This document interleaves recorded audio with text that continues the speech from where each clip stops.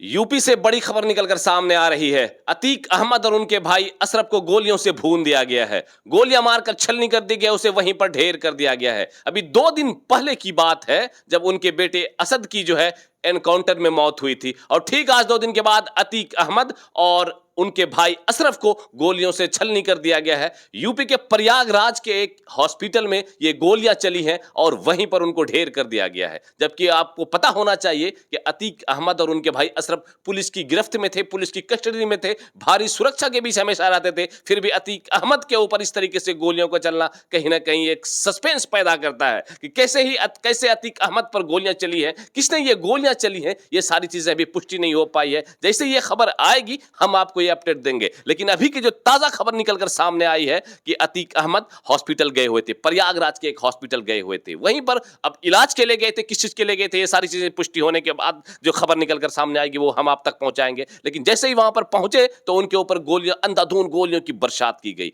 गोलियों से छलनी कर दिया गया, उसे वहीं पर गोलियां मारकर उसे ढेर कर दिया गया। आपको यह भी पता होना चाहिए कि अतीक अहमद उमेश पाल हत्याकांड में काफी दिनों से जेल में बंद है। गुजरात के जेलों में वो बंद थे और उसे पेशी के लिए हमेशा उत्तर प्रदेश लाया जाता था। और जिस तरीके से अतीक अहमद के इर्द गिर्द सुरक्षा के घेरे रहते थे, जिस तरीके से अतीक अहमद जब जाते थे, आगे पीछे इतनी सारी गाड़ियां रहती थी, इतने सारे पुलिसकर्मी रहते थे, इतनी सारी सुरक्षा रहती थी, फिर भी अतीक अहमद की जान नहीं बच पाई। और आज अतीक अहमद को गोलियों से मारकर छलनी कर दिया गया। उनके साथ साथ उनके भाई जो जेल में बंद थे अतीक अहमद के साथ, हमेशा वो भी पेशी के लिए आते थे, उनके ऊपर जो है अशरफ के ऊपर भी गोलियों की बौछार की गई है, ताबड़तोड़ गोलियां चलाई गई हैं। गोलियां किसने चलाई हैं ये एक सवाल है, उसको जो मारा गया किसने मारा है ये एक सवाल है। आपको यह भी पता होना चाहिए कि आज ही अतीक अहमद के बेटे असद की जो है वो मिट्टी हुई थी, आज उनके जनाजे को दफनाया गया था, आज उनके सब को दफनाया गया था।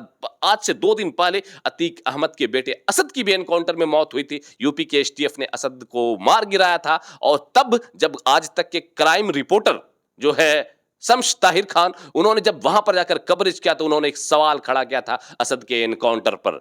अब क्या कुछ अतीक अहमद के मामले में होता, ये सारी चीजें एक देखने वाली बात होंगी, क्योंकि ये भी एक बड़ा सवाल है। इतने पुलिस चारों तरफ से घिरी हुई, इतनी सुरक्षा के बीच अतीक अहमद जैसे कद्दावर नेता, अतीक अहमद जो कि उमेश पाल हत्याकांड में बंद थे, कितने बार के सांसद रहे, विधायक रहे, वो सारे बड़े पुलिसकर्मी और बड़ी बड़ी पुलिस की सुरक्षा के बीच रहने के बाद भी इस तरीके से उसे मार गिराया गया है, ये एक सोचने वाली बात है। अभी अभी ये बड़ी खबर निकलकर सामने आ रही है कि उमेश पाल हत्याकांड में काफी दिनों से पुलिस की गिरफ्त में रहे अतीक अहमद और उनके भाई अशरफ को अभी अभी इलाहाबाद के प्रयागराज के एक हॉस्पिटल में उनके ऊपर गोलियां चलाई गई हैं। गोलियां किसने चलाई हैं ये अभी क्लियर नहीं हो पाया है, मारने वाले कौन लोग थे ये क्लियर नहीं हो पाया है, या पुलिस की तरफ से गोलियां चली हैं ये क्लियर नहीं हो पाया है। ये सारी चीजें जैसे ही अपडेट आएंगी, जैसे ये खबर निकलेगी, हम आप तक वो खबर पहुंचाने की कोशिश करेंगे। लेकिन अभी की ताजा खबर यह है कि अतीक अहमद की कहानी का द एंड हो चुका है। अतीक अहमद को योगी सरकार, योगी राज में जो है अब अतीक अहमद नहीं रहे और उनकी जो है मौत हो चुकी है, उनको मार गिराया गया है,